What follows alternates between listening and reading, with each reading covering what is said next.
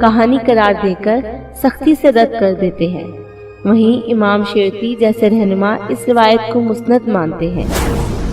Harut و ماروت اور شہر بابل کے اس سلسلے میں ایک روایت کثرت سے بیان کی جاتی ہے، جس کے مطابق ایک زمانہ ایسا تھا جب شہر بابل روئے زمین پر تہذیب اور تمدن کا مرکز تھا۔ یہاں کے لوگ باطل خدا کی عبادت کیا کرتے تھے۔ یہ لوگ اپنی قسمت ان سے وابستہ سمجھتے تھے، اس لیے علم نجوم اور علم فلکیات کے ماہر تھے۔ ان کے بزرگ ستاروں کی پوجا کیا کرتے تھے۔ یہ لوگ جادو، منتر تنتر کو بہت اہمیت دیتے تھے اور اس علم کے ذریعے معاشرے میں انتشار پھیلاتے تھے۔ وہ لوگ جادو منتر میں بہت آگے بڑھ گئے تھے اور ان میں جادوگر بہت تھے۔